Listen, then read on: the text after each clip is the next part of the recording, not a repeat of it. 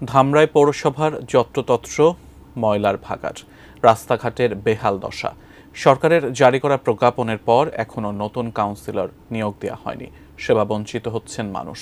ধামরাই পৌরসভার খবর জানতে আমরা সরাসরি যুক্ত হচ্ছি আমাদের সাভার প্রতিনিধি কামরুজ্জামানের সঙ্গে। কামরুজ্জামান, ধামরাইয়ের নগরবাসী তাদের সেবা পেতে কতটা ভোগান্তিতে পড়ছেন আপনার মাধ্যমে জানতে চাই।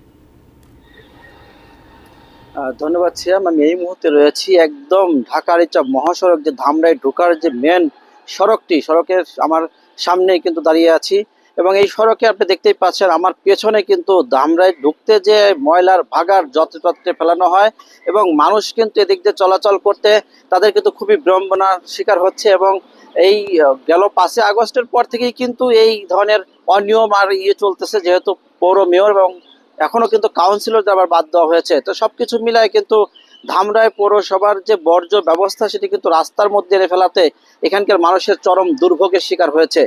আমরা একটা বিষয় আপনাদেরকে জানিয়ে রাখি যে গেল 2 দিন আগে সরকারের কিন্তু প্রজ্ঞাপন জারিতে কিন্তু সব কাউন্সিলরদের কিন্তু বাদ দেওয়া হয়েছে। এতে কিন্তু ধামরাই পৌরবাসী হতাশ হয়ে পড়েছে। শিয়া বাটার ও ভিটামিন ই সমৃদ্ধ lily glam beauty soap. Lily always beautiful. যেহেতু কাউন্সিলরদের কাছ থেকে শুধু জন্ম সনদ, মৃত্যু সনদই না, বিভিন্ন রকমের তাদের যে সমস্ত পারিবারিক ঝামেলাগুলি এটাও কিন্তু মেটানো হয় তাদের দ্বারাই এবং এই সমস্ত কাউন্সিলর দিয়েই কিন্তু তারা বিভিন্ন রকমের সমস্যার সমাধান করে থাকে। এখন যেহেতু কাউন্সিলরদের বাদ দেওয়া হয়েছে, এখন পৌরবাসী আমাদেরকে যেমনটি বলছে যে এই কাউন্সিলররা না থাকায় তারা যাদেরকে দায়িত্ব দেওয়া হয়েছে সমাজসেবা থেকে শুরু করে ইউএনও মহোদয়, এরা কিন্তু আসলে এদের কাছে সাধারণ মানুষ কতটা যেতে পারবে, তাদের কতটা সমস্যা নিরসন করতে পারবে, এটি কিন্তু ধামরাই পৌরবাসীর মধ্যে একটি গুঞ্জন সৃষ্টি হয়েছে।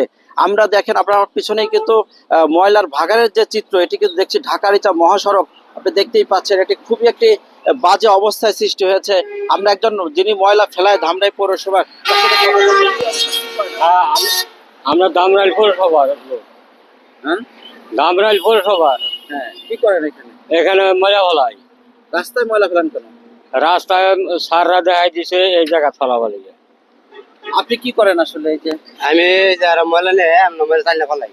রাস্তায় ফেলান কেন? রাস্তায় আর সাররা কই দিছে ফেলাবার। তোমার কি অসুবিধা হয় না? অসুবিধা হয়েছে।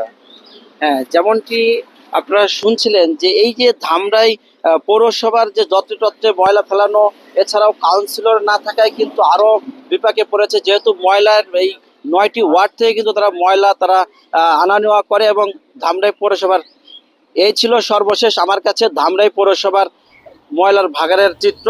চলে যাচ্ছি স্টুডিওতে সিয়ামের কাছে। সিয়াম।